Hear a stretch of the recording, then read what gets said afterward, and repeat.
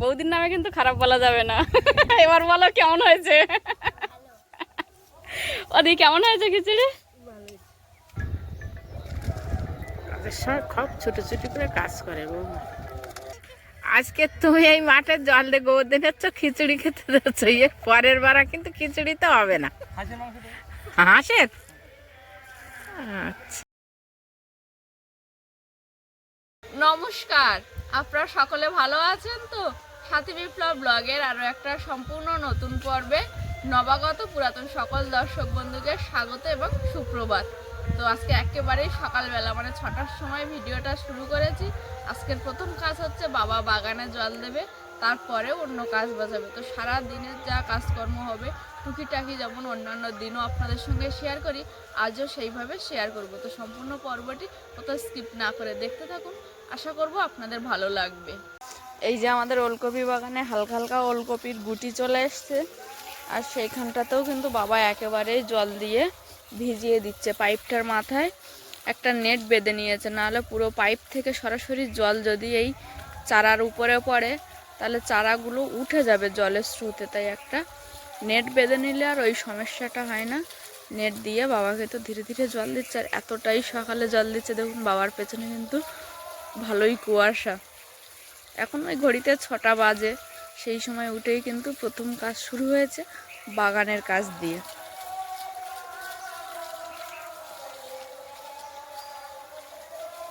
ওদিকে বাবার পেছনে পালং শাক আছে, পালং শাকগুলোতেও জল দিয়ে দেবে। এই যে পালং শাকগুলোতেও কিন্তু একবারে জল দিয়ে ভিজিয়ে দিচ্ছে। আর এই জল দেওয়ার পর শাকগুলোও বেশ সুন্দর বেড়ে উঠবে। আলু বাগানে আজকের আর জল দেওয়া হবে না। আজকের এই যে ছোট বাগানটা আছে, পালং শাক, লাল শাক আর ওলকপিতেই কিন্তু শুধু জল দেওয়া হবে। এখন মা ছাগলগুলোকে বার করবে। এই যে শীতকালে ওদেরকে কাপড়ের মশারির মধ্যে রাখা হয়, আর নিচে এই যে কাপড় বিছিয়ে দেওয়া আছে। এই যে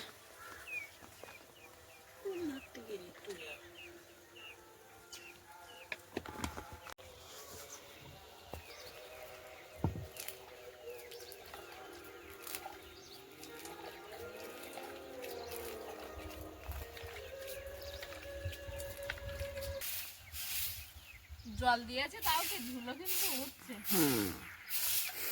আমাদের এদিকে নোনা ধুলো না, এখন তো ধুলো কম।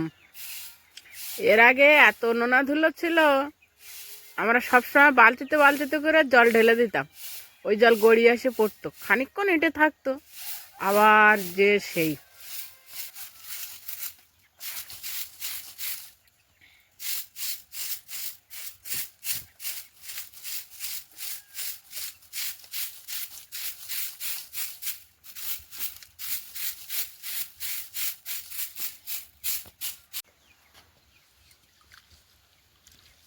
একটা বাটির মধ্যে আমি জল, নেতা, কাদা, গোবর সব একসঙ্গে নিয়ে নিয়েছি। এই যে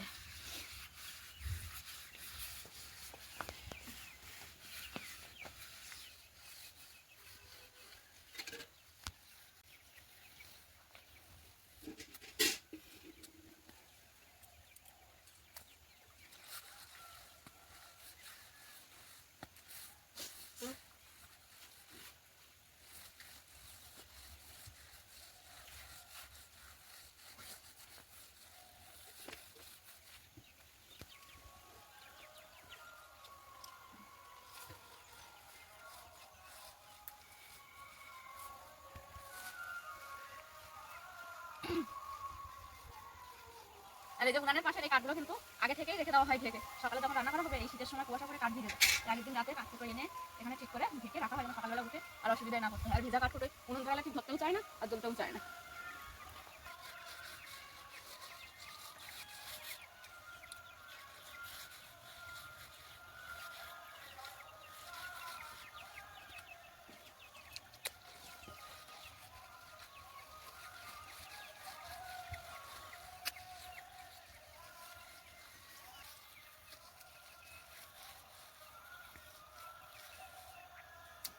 উনুন গোবর দেওয়া কিন্তু কমপ্লিট হয়ে গেছে। গত রাতের একটু ভাত আছে, তো আজকে সকালবেলা ভাবলাম শীতকালে কি করা যায়। যে পুঁই শাক তুলে নিয়েছি, এখানে সিম আছে, একটা ফুলকপি নিয়েছি, একটা বিট, একটু আলু আর পালং শাক নিয়ে নিয়েছি। আজকে সকালে কিন্তু খিচুড়ি বানানো হবে এই ঠান্ডার সময়। এখানে কিন্তু আমি মুসুর ডাল, মুগ ডাল আর একটু চাল নিয়ে নিয়েছি, আর ভাত কিছুটা আছে, সবটা মিলিয়ে মিশিয়ে দেওয়া হবে। আর এখানে একটু এই যে ডাল আছে, 3 রকমের ডাল কিন্তু দিয়ে করা হবে খিচুড়ি। এই যে হাঁড়িতে গত রাতের কিছু ভাত আছে, আর এ পাশে ডাল চাল সব একসঙ্গে ধুয়ে নিয়েছি, হাঁড়ির মধ্যে দিয়ে দেব। কড়াইয়ে তেল গরম হয়ে গেছে, এবার আমি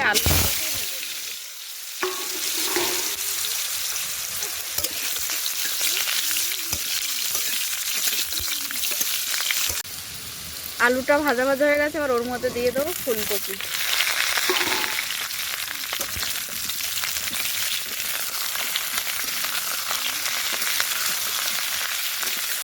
ফুলকপিগুলো একটু ভাজা ভাজা হয়ে গেছে, এবার ওর মধ্যে দিয়ে দেবো পুঁই শাক।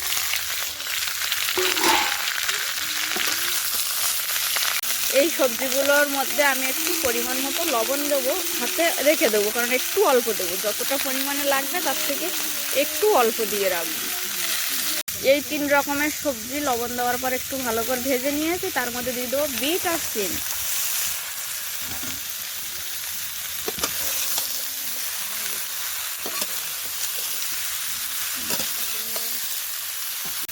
সব রকমের সবজি কিন্তু একসঙ্গে আমি ভালো করে ভেজে নিয়েছি। সবজিগুলো ভাজা হয়ে গেছিলো, নামিয়ে নিয়ে সেই কড়াইতে একটু তেল দিয়ে দিয়েছি সয়াবিন ভাজার জন্য।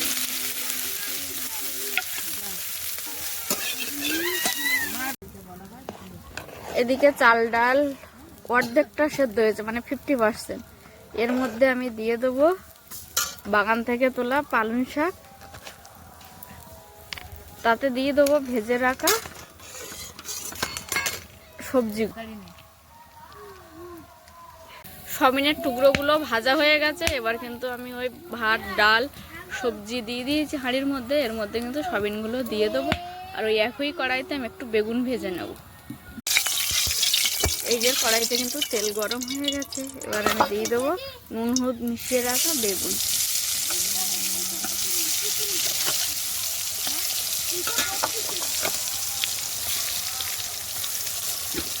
এবার এর মধ্যে দিয়ে দেবো একটু হলুদ। আর ওদিকে কিন্তু আমি পাশের কড়াইতে বেগুন ভাজা বসিয়ে দিয়েছি। এবার খিচুড়ির জন্য আমি একটু মশলা করে নেবো, তো প্রথমেই কয়েক ক রসুন থেতো করে নেব। এর মধ্যে দিয়ে দেবো কয়েকটি চেরা কাঁচা লঙ্কা, কয়েক টুকরো আদা নিয়ে নিয়েছি। এবার আদাটাকে ভালো করে বেটে নেবো শিলনোড়ায় ফেলে। বেগুনগুলো ভালো করে লাল লাল করে ভেজে নিয়েছি, এবার তুলে নেব। শিলনোড়ার মধ্যে আমি একটু জিরে মরিচ গরম মশলা একসঙ্গে নিয়ে নিয়েছি, বেটে নেব। বেগুন ভাজার কড়াইতে আর একটু পরিমাণে তেল দিয়ে দিয়েছি, এর মধ্যে এবার মশলা তৈরি করে নেব। প্রথমে একটু পেঁয়াজ কুচানো দেবো, তারপর একটু রসুন কুচি দেবো, আর কিছুটা শুকনো লঙ্কা।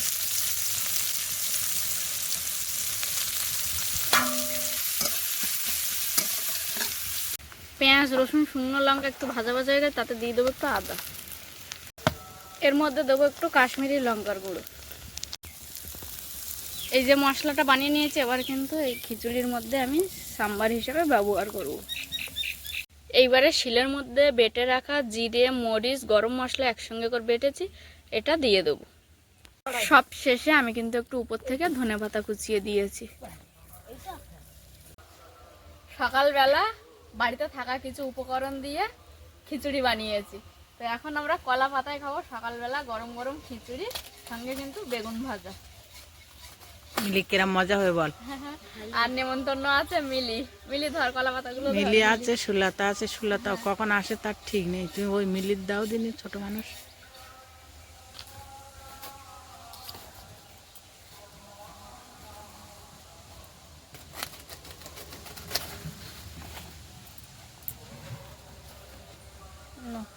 মিলি ধরো, দুটো হলো তাই তো মিলি? কালিদাসের মতন গাছের পাতা কাটে পেছন দিকে দাঁড়িয়েছে। মিলি ধরো 4টে, তাহলে আমরা 4 জন আর সুলতা দিই একটা, তাই তো? এই যে কলা পাতাগুলো নিয়ে একেবারে সোজা পুকুরে চলে এসেছি, ভালো করে ধুয়ে নেব। মিলি ওই যে তোর ওই কাছে ওইখানে মাঠে কথা বলছে, ওইখানে দাঁড়িয়ে হাঁক দিয়ে তো। আচ্ছা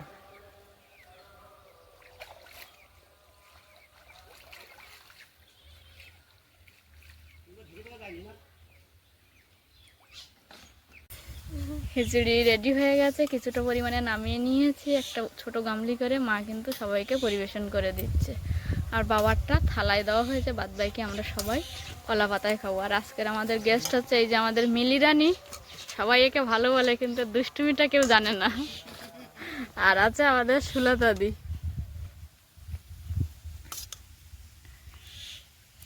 দাও মা, বেগুন ভাজাগুলো দিয়ে দাও এবার। খিচুড়ি আর বেগুন ভাজা শীতের সকালে।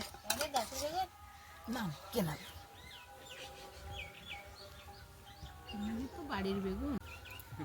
এই যে সবাই খেতে বসছে, মার খাওয়ার আগে একটা ওষুধ ছিল, মা সেটা খেয়ে নিচ্ছে। ওই যে আমাদের মিলিকে কত ভালোবাসে সবাই, কিন্তু মিলি বাবাও খেতে বসছে, ভাইও খেতে বসছে। আর আজকের একটু ঠান্ডা হাওয়া বইছে, সেই সঙ্গে সঙ্গে তো বেশ ভালোই ঠান্ডা। মা খাও, মা খাও। খাবো, তুমি আসো দেখে তো জায়গা নিয়ে আসো। আমি আসছি। ভাই কেমন হয়েছে বলো খিচুড়ি? আর ভাই আবার এইসব খাবারগুলো খুব পছন্দ করে। মিলি, বৌদির নামে কিন্তু খারাপ বলা যাবে না। এবার বলো কেমন হয়েছে। ওদি কেমন হয়েছে খিচুড়ি? এই কুটি মইয়ে বোধহয় ডেটাগুলো খাবে না, তুলে দেবে কুটি আগে ডেটাগুলো তো ইনি।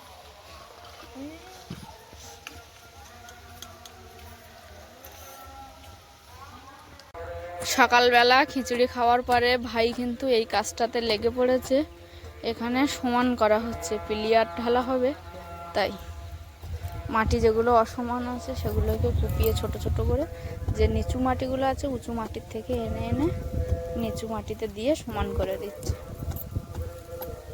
এই যে ম্যাক্স কিন্তু এখন ঘুরছে আমার সঙ্গে, আমি যাব একটু মাঠের দিকে, সেখানেই যাবে। আর ওকে ছিগলটা ততক্ষণই পরানো থাকে যতক্ষণ আমাদের বাড়িতে বাচ্চারা পড়তে আসে, কারণ অনেকগুলো বাচ্চা আছে। যদিও ওর ভ্যাকসিনটা নেওয়া হয়ে গেছে, সে সময় আমি বাড়ি ছিলাম না, তাই আর আপনাদেরকে দেখাতে পারিনি। ভ্যাকসিন নেওয়া কমপ্লিট হয়ে গেছে, তারপরেও ওকে আমরা সেফটির জন্য বেঁধে রাখি, যেহেতু বাচ্চা কাচ্চা তো যদি কোথাও আঁচড় টাচড় দিয়ে দেয়, ও খেলা করে কিছু করে না, তবুও আমরা আমাদের মতো সেফটিতে থাকি। আয় ম্যাক্স, ম্যাক্স আয় আয়, এদিকে আয় ম্যাক্স। আমার মাঠের দিকে আসার এখন একটাই কারণ, এই যে বড় বড় বকগুলো দেখছেন, এগুলো কিন্তু পরিযায়ী যে বক, সেই বক। আর এই শীতকালে যেহেতু আমাদের বাড়ি এপারে মধ্যখানে একটা নদী, পর থেকে কিন্তু পুরো জঙ্গল, সুন্দরবনের যে জঙ্গল, তো এই যে এই বকগুলো আপনাদেরকে একটু দেখাবো বলে এলাম। আরও বিভিন্ন ধরনের পরিযায়ী পাখি আসে, সেটা নদীর পাড়ে গেলে দেখা যায়, তবে সম্ভব হলে আমিও নদীর পাড়ে একদিন বিকালে যাব, গিয়ে আপনাদেরকে দেখাবো। আর ওই যে ম্যাক্সকে ডাকছিলাম, বাবু তখন ঠিক পোষায়নি, এখন এই পেছন পেছন ঠিক চলে এসছে কিন্তু আমার সঙ্গে।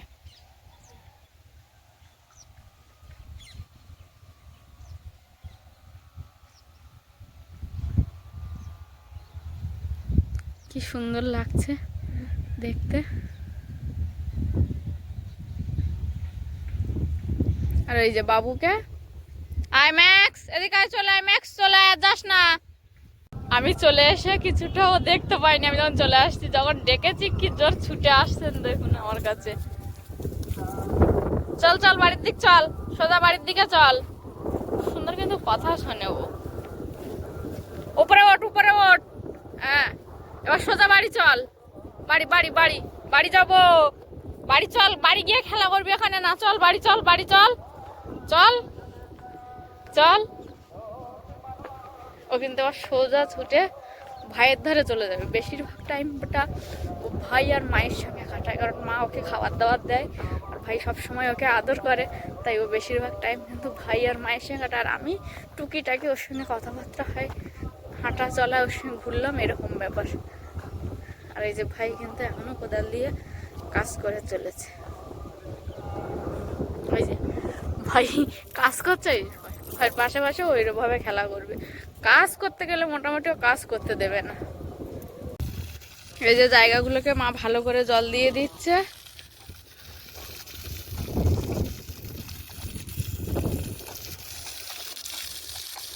আর ওই যে আমাদের সেই ছোট্ট মিলি রানী, ও কিন্তু আমাদের হাতে হাত লাগিয়ে কাজ করছে। এখন এই যে পুকুর থেকে জল তোলা হচ্ছে মোটর দিয়ে, ও দুটো হাঁড়ি এনে দিয়েছে, হাঁড়ির মধ্যে আবার জল ভর্তি করা হবে। আর ভাই ওদিকে পিন্না টানা দিচ্ছে।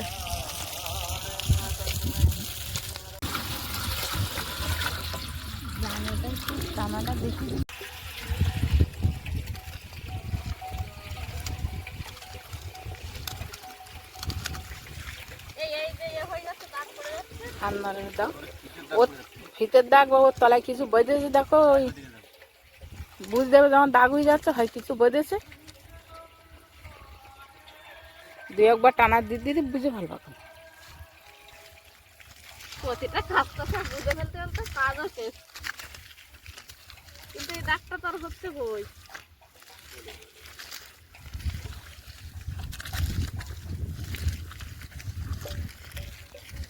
ওই জায়গায় একটু জল দেবো, ওই ধারে আছে জল।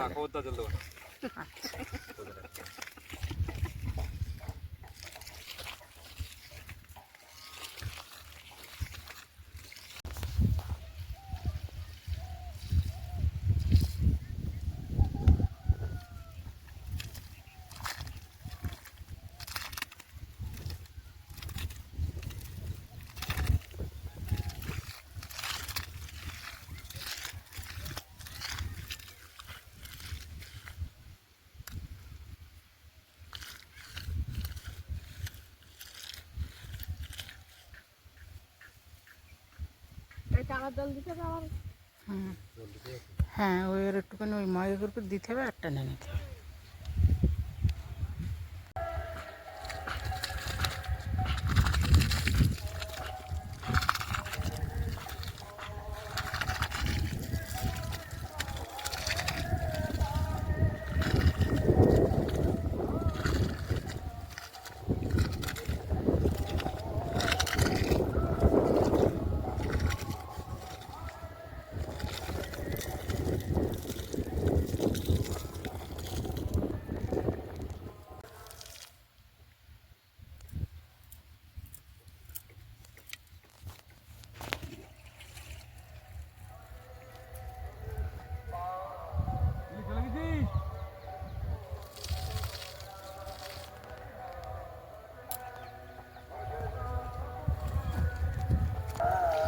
পুরো জায়গাটা অনিমেষ আর বৌমার জল দেওয়া, পিঁড়ে টানা দেওয়া, গোবর দেওয়া সব রকম মিলেমিশেই দুজনে কাদা জলে কাজ করছে।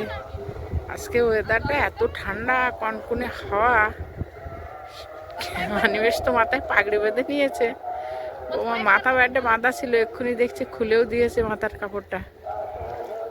খুব ঠান্ডা। সব খুব ছুটোছুটি করে কাজ করে বৌমা।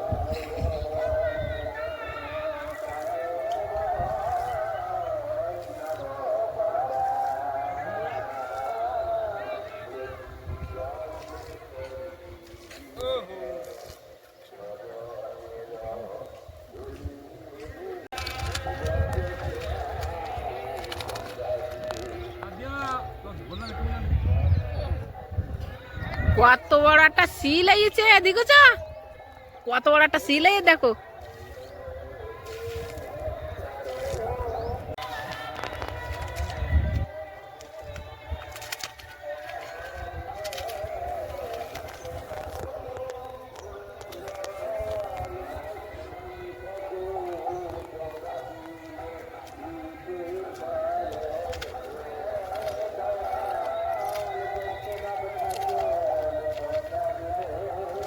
এই ঘাসগুলো যা আছে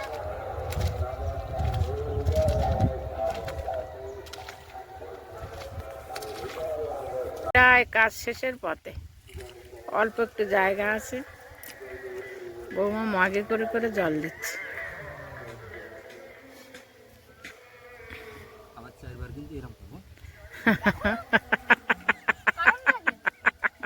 পরে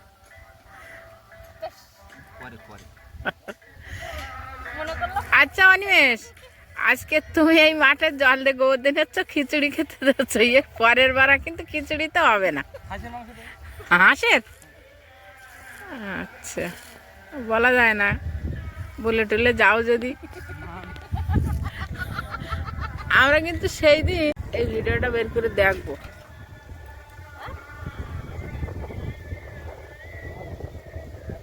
এইটার ওখানে কি না ওইটা আবার ওই নতুন নতুন না, এই জায়গাটা 4 বার মানে ওইটা 4 বার 8 বার 12 বার। না মানুষ তো ভুলভাল বোঝা ভুলভালগ্রস্ত হয়। হ্যাঁ বাকি সেই মানে ভুলে যায় শুধু ওইটা হাত ভাগ করা। আমি কলকাতা শাটিং থেকে কার ব্যাপারটা মনে হয় কোনো কাজ তো না হচ্ছে। তো কলকাতা যাবো, আমরা কোনে যাবো?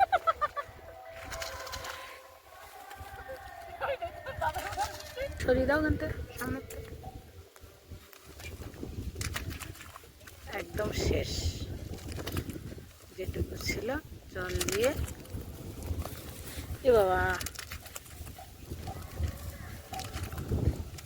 ব্যাস। এইরকম কাজ করতে হয় মানুষের। আজকের মধ্যে শেষ করলাম কাজ। তো বন্ধুরা আজকের এই পর্বটা আপনাদের কেমন লাগলো সবাই কিন্তু কমেন্ট বক্সে এসে জানাবেন। আর এতক্ষণ ধরে মন দিয়ে ভিডিওটি দেখার জন্য আপনাদেরকে অনেক অনেক ধন্যবাদ। দেখা হচ্ছে নতুন কোনো একটা ভিডিওতে, ততক্ষণের জন্য আপনারা সকলে ভালো থাকবেন, সুস্থ থাকবেন। আর সবশেষে আমি যেটা বলে থাকি, সাথী বিপ্লব ব্লগের সঙ্গে সদা সর্বদা জুড়ে থাকবেন। নমস্কার।